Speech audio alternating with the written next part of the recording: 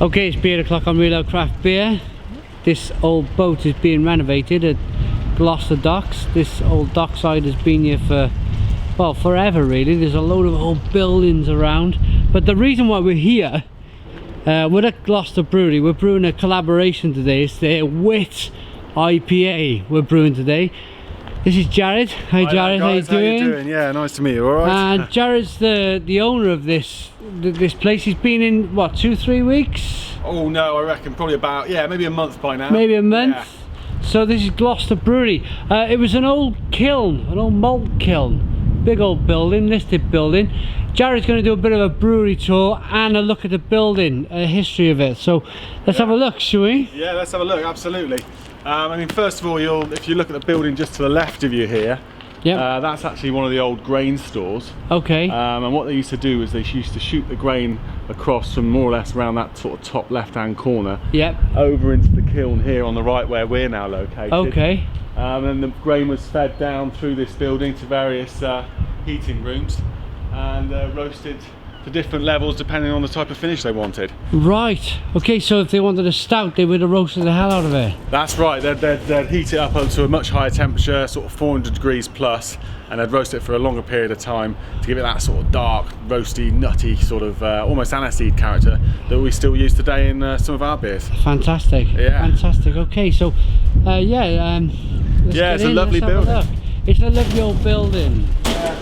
When we first discovered this place, I mean, we couldn't believe our luck really to have landed on our feet and find such an amazing building that ties in so well with what we do. You know, being a brewery, to stumble across an old malt house that's disused. It's ironic. It's really, just ironic, yeah. Absolutely and ironic. It's a perfect little story. And you can see the vaulted ceilings in here, which we can only guess were used so that the room would aerate better. Yeah. Because obviously you need a lot of air around so you don't get moisture in the malt grain so it doesn't turn, it doesn't get mould and stuff. Got you. Got you. The ceilings. But yeah, this now we're sort of turning into a shop, as you can see. Still quite a bit of work to be done. And it's your range of beers. Here's a range of some of our beers. Yeah. Famous Galaxy. Absolutely, Galaxy, one of my personal favourites. Yeah, absolutely. Chinook, which I tried today. The vanilla porter I thought was absolutely fantastic. Yeah, it's nice beer. Really good. Like we're talking about dark malts, that has a lot of the dark, the roasted barley in there.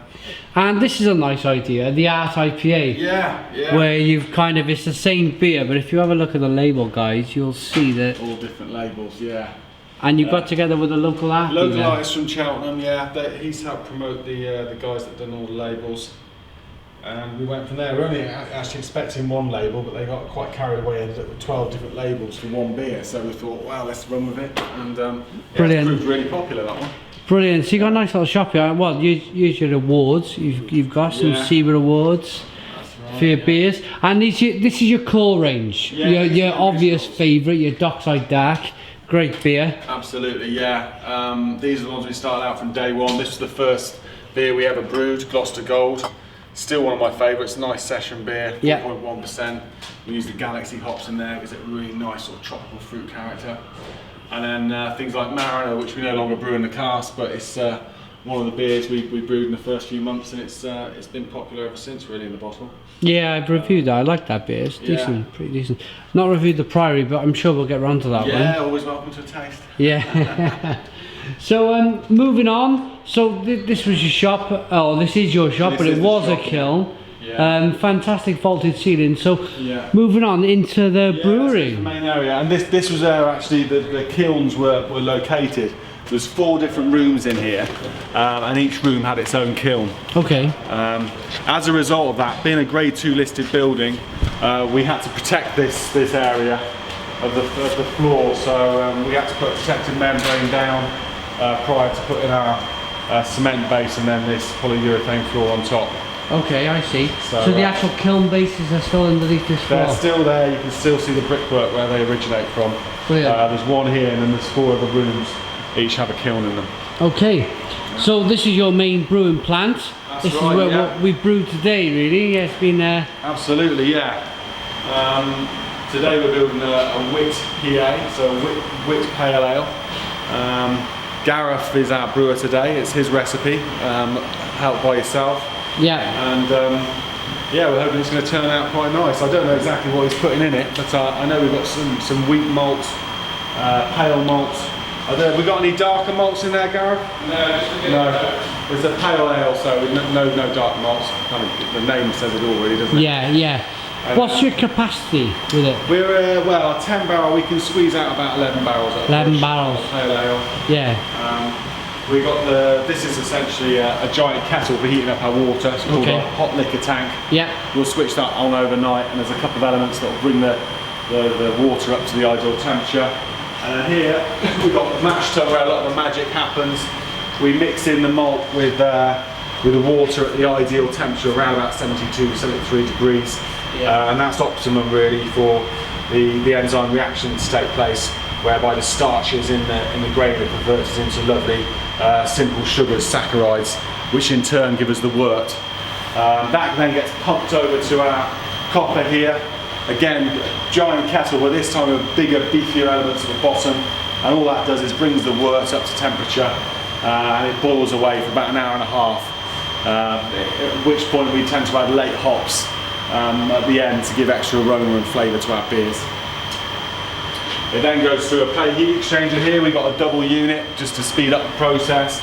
So the hot wort gets pumped through here. You have cold water gets pumped in the opposite direction. As they pass each other, the wort comes down to around 20 degrees, which is the ideal temperature for pitching the yeast. And then the heat gets recycled, and that water gets pumped back round to the hot liquor tank, where it then becomes more or less the right temperature for the next brew. So it's quite an efficient way of reusing that heat. Yeah, fantastic. So yeah, basically this is the main brewing area, and then the wort goes through to the fermenting room, which I can show you next if you like. Yeah, sure. So in the fermenting room now, we're just going through the final stages at the moment. We're doing the final transfer. So the beer wort's now been cooled down to about 20 degrees, and it's going straight into this fermenter. Have a little look inside, you can see what's happening. We're about a quarter to a third full, and I reckon we've probably got about another sort of 40 minutes transfer time. Brilliant. At which point Gareth's going to pitch, I think he's got some special Belgian yeast. It's a special wheat beer yeast to give this brew, to give it the character that we want, really. Yeah. Excellent. It doesn't flocculate, so it stays in suspension, and that makes the beer cloudy, which is ideal for It's what we want. Beer. Yeah. With beer IPA. Yeah. With IPA. Excellent, excellent. Gareth, thank you very much for this tour. No problem. It goes on 3 stories higher, but it's just the kind of same vaulted ceiling. Absolutely, it runs throughout, yeah. Yeah, so it runs throughout. So excellent that you kind of got this building. You're brewing in such a historic building, and all the best for the future. Yeah, well, thank you very much. Yeah, cheers. Cheers, Simon. Cheers, thank you. Thank you.